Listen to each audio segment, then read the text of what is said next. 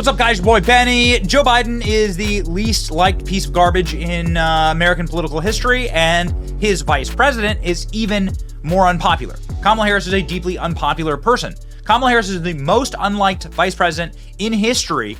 That's lower than Dick Cheney. She has a lower approval rating than Dick Cheney. Dick Cheney shoots people in the face.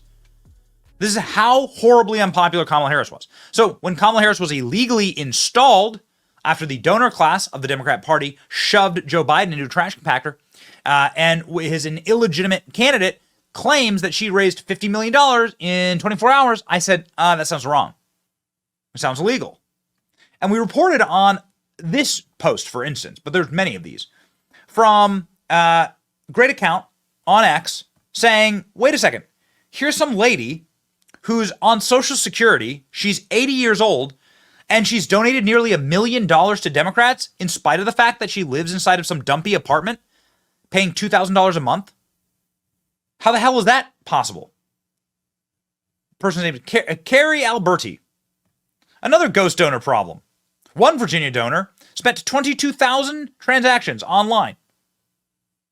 The donor probably donated one time, one thing once, and then they had identity theft, and then they've shoved donations through this person's identity, right? Now, this is a massive problem. This is, of course, massive fraud. And this happens every single election cycle. Where the hell are the Republican attorney generals? This is the point of you people.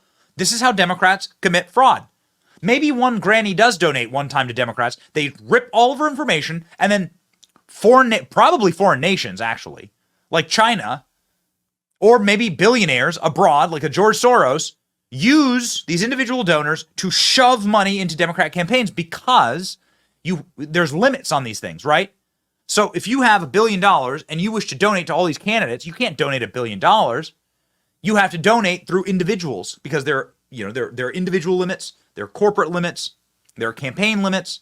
And so you max out those limits by stealing millions of people's identities and shoving your billions of dollars through them. This is literally the biggest fraud in American politics. Finally, Republicans who are elected to do these kind of things have some balls in their shorts and are saying, yeah, we're going to do something about it. Virginia Attorney General Jason Miyares vows to investigate Democrat donations, ActBlue fraud allegations. Good. Virginia Attorney General has vowed to look at these allegations and is opening an investigation. He posted a response to Charlie Kirk. What did Charlie say? Charlie said that it's trivially easy to find massive repeated donations to ActBlue with stolen identities, quite possibly stolen credit cards. For example, one person in Virginia has been named in 22,000 separate donations since 2019. ActBlue raises from all 50 states. We have 50 state AGs. When will one of them take action? This is exactly right. Finally, an attorney general is doing something about it. So he's going to take action. My office is aware of these allegations, and rest assured we are looking into it. I mean, it's pretty obvious, like, what's happening here. So we hope you're not, like, actually looking into it. We hope you're actually launching an investigation. Virginia Attorney General is activated on ActBlue. Money laundering. Watch this space. Well, good. So many people online are saying, yeah, this is exactly how Kamala Harris is able to raise hundreds of millions of dollars.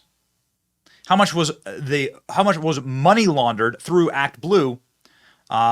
Will the FEC ever look into this? Well, it turns out that state attorney generals are now looking into it. Secretary Gray has announced an investigation into ActBlue. Read more here.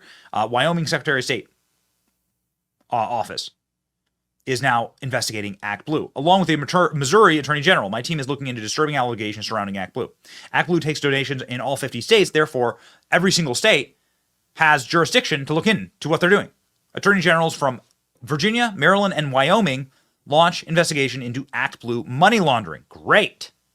ActBlue is accused of money laundering by several state attorney generals. These are the kind of headlines that you want. Republican AGs target Democrat PAC over donor information. So, dude, it just steals identity. They just steal identities and then shove illegitimate dollars through those identities to break federal election laws. My office has become aware of multiple serious allegations that ActBlue engage in fraudulent, deceptive, and or otherwise illegal activities in the Commonwealth of Virginia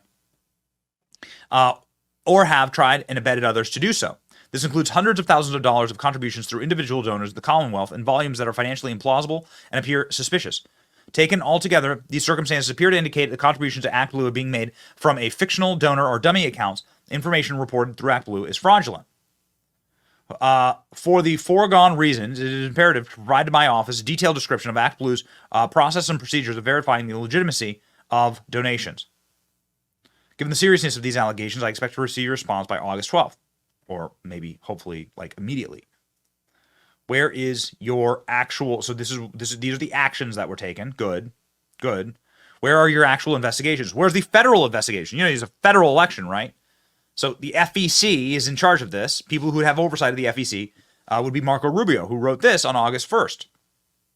ActBlue has become a Democrat money laundering operation.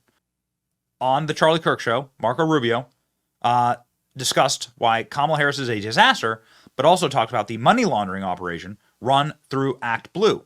Ladies and gentlemen, here is that clip. Yikes. Good. Go. In the back of everyone's credit card, we get asked for it all the time. There's this code called the CVV code, and it allows you to track that account and where it's located. You can donate money, thousands of dollars to ActBlue without your CVV code on it.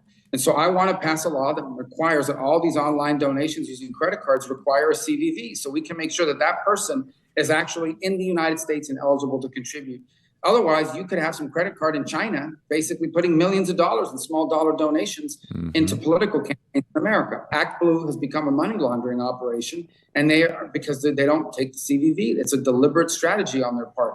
We should have a law that closes that. I've been trying to get it passed, and as you can imagine, the reason the Democrats oppose it is because ActBlue opposes it. Because if they had to put CVVs, they had to use that code from their credit card, their donations would go. I think you're onto something. Marco Rubio saying that Congress should pass my bill to require credit card codes for online potential donations and to ensure that these are real donations and not, I mean, this would be the easiest way for China to inject $1 billion into our American political system. Obviously. It's incredibly stupid. But thankfully, somebody actually has the balls to do something about it, and good on them. Investigate these frauds. Bring them to justice. It's amazing. Amazing how much it takes to actually like pull a Republican AG into doing effing something, right? Yeah? Well, how many lawsuits are we on with Donald Trump? 200,000? How many years he stand to spend in jail? 400 million? Yeah. Do something. It's your boy Benny. Like, share, and subscribe. See ya.